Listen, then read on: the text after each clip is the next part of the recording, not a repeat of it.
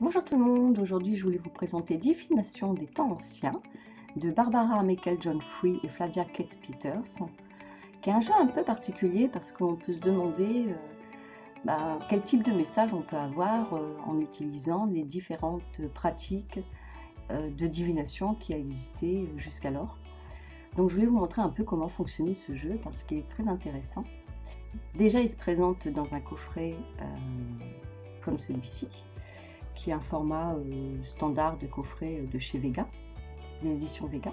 Donc il y a 45 cartes. Il s'ouvre comme ça. Voilà. On a le livret.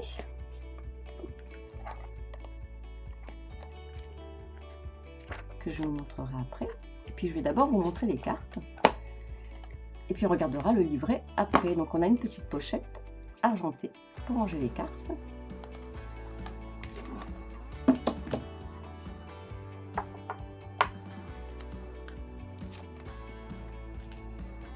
Il est doré sur tranche.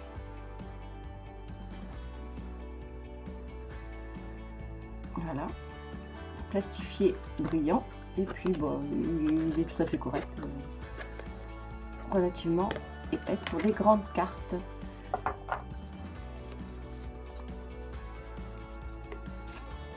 Alors comme ça, vous allez pouvoir juger des différentes pratiques de divination qui sont proposées dans les cartes.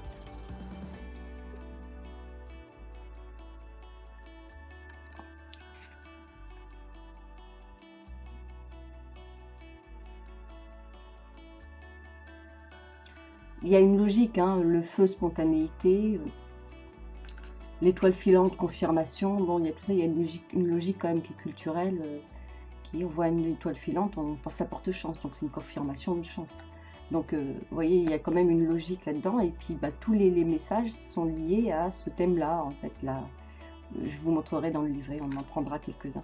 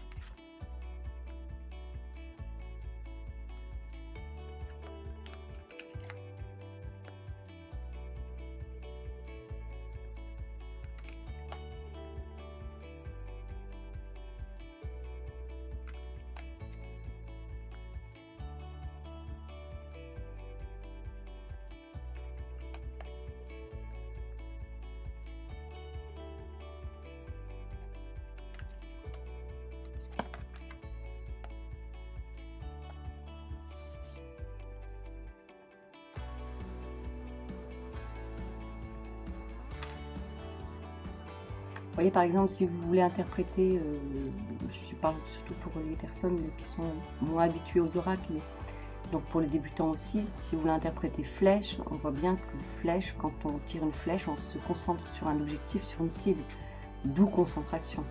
Voilà, donc on peut en déduire que le message va aller dans le sens du fait de se concentrer sur son objectif et de ne pas finalement être influencé par son environnement. de continuer, de persévérer et d'atteindre sa cible. Vous voyez, on n'est pas obligé, et c'est ce que j'apprécie avec ce jeu-là, on n'est pas absolument pas obligé de se référer au livret pour en déduire un message. C'est-à-dire qu'on peut tout simplement laisser cours à son imagination et à ses connaissances et également à son intuition pour savoir, pour en traduire un message de guidance.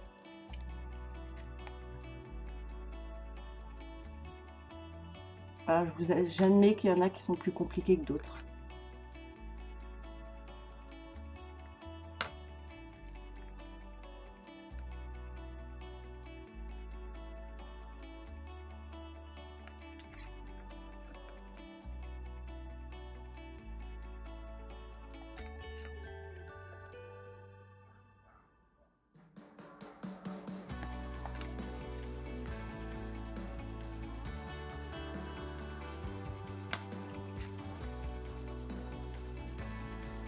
Les 45 cartes en tout.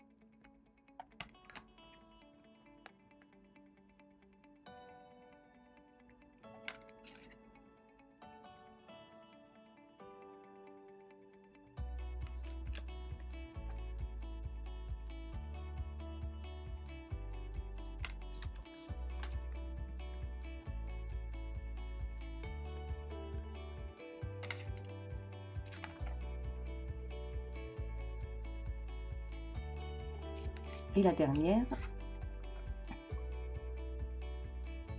voilà. Voilà pour les cartes.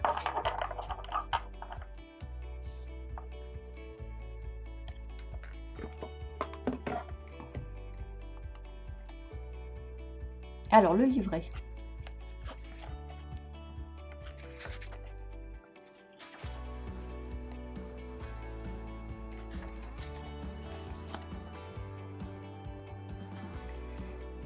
Donc ça, j'ai énormément apprécié tout ce passage-là, en fait. C'est une sorte de visualisation guidée, on peut dire comme ça, où finalement l'auteur nous fait prendre conscience que tous les jours on a des signes, des oracles autour de nous, et elle les nomme petit à petit dans une histoire qu'elle nous conte, où on se rend compte qu'on n'est plus du tout connecté dans nos vies, on n'est plus du tout connecté, enfin en tout cas la plupart des gens, avec tous les signes que l'on reçoit et qui pourraient nous guider. Voilà, et donc ce passage-là, cette petite histoire-là est vraiment très très bien écrit pour justement nous faire nous reconnecter en fait avec notre environnement et tout ce qui s'y passe. Après, il y a un petit chapitre sur la divination au travers des âges. Et puis on arrive aux choses pratiques, comment lire les cartes, comment utiliser les cartes. Des méthodes de tirage, où il y a un exemple de tirage avec son interprétation. Également un autre, il y a toujours un exemple de tirage, où elle nous explique comment elle interprète les cartes.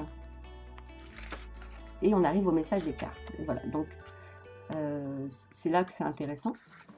C'est que par rapport à une carte, elle pose un thème, ici, sur la première partie, qui est lié inévitablement avec la carte qu'on a tirée, donc là en l'occurrence astrologie et destin.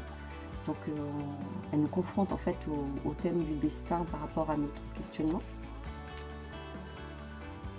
Nous donne le message de guidance. On a encore un autre message après ici. Il y a pour se connecter avec cette énergie, on va dire ça comme ça, il y a une incantation.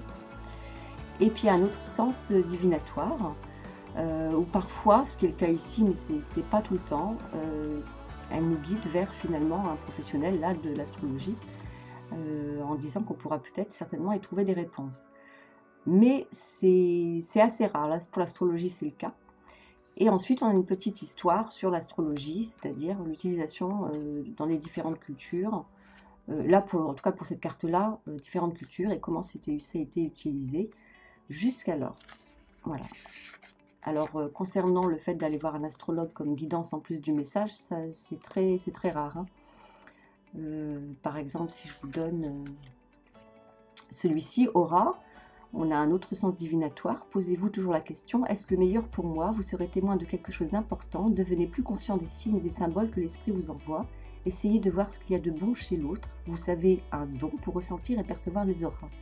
Ça, c'est en fait une deuxième guidance, parce que la première guidance, qui est observation, qui est, je vais vous le lire, éveillez-vous à ce qui se passe réellement autour de vous, observez-vous et observez les autres longuement, car tout n'est pas tel que vous vous le représentez dans votre esprit. Certaines personnes ont des raisons cachées d'agir dans votre vie comme si elles prenaient à cœur vos intérêts, alors qu'elles ne sont en réalité pas toujours synonymes de douceur et de lumière.